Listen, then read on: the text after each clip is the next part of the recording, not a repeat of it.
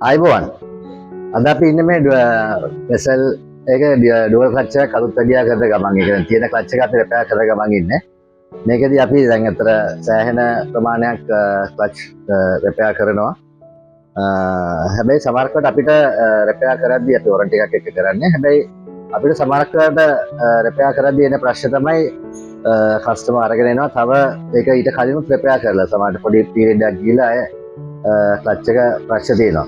ඒ වගේ වෙලාවට අපිට තියෙන යුනිට් එකම ආයෙ රිපෙයාර් කරලා ගන්න බැරි අවස්ථාවල් එනවා.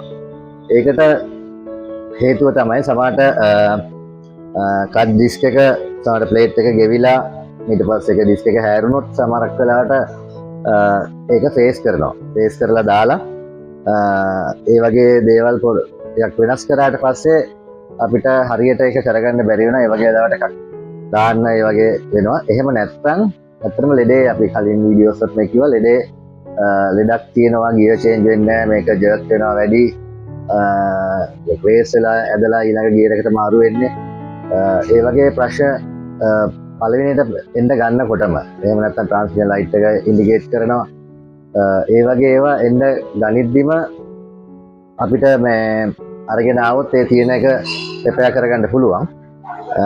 දැන් අතර මේ තියෙන යුනිට් එකෙනුත් පේනවා ඇති මේ තැන් තුනක් විතර කළු වෙලා තියෙනවා. මේකට තමයි ක්ලච් ඩිස්ක් එක වැටිලා මෙතන තමයි ෆ්‍රික්ෂන් එකක් එක්ක මෙයා අල්ලගෙන මේ යන්නේ.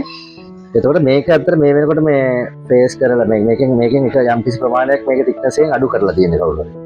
එහෙම අඩු කරලා සමහරට මේ තැන් වලිනුත් අඩු කරලා එහෙම මේ වගේනුත් වෙනස් කරලා එහෙම දාලා තියෙනවා. ඉතින් ඇත්තට මේ පාරිභෝගිකයට මේ ක්ලච් එකෙන් දුවන්න පුළුවන් වෙලා තිබුණේ හරි පොඩි කිලෝමීටර් ප්‍රමාණයක් 20000කටත් වඩා අඩු ප්‍රමාණයකින් තමයි ආයේ ප්‍රශ්න ඇවිල්ලා තිබුණේ.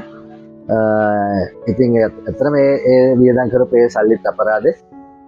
එහෙම වුණාම ඒකින්ද අපි ළඟට ඩුවල් ක්ලච් එකට අරගෙන එනවා නම් මොනවා හරි වෙනස් කරන්න නැතුව පළවෙනි වතාවටම අරගෙන එන්න අපිට හුඟක් වෙලාවට අලුතෙන් දාන්න නැතුව තියෙන එක රිපෙයාර් කරලා දෙන්න පුළුවන් සාධාරණ උදේ.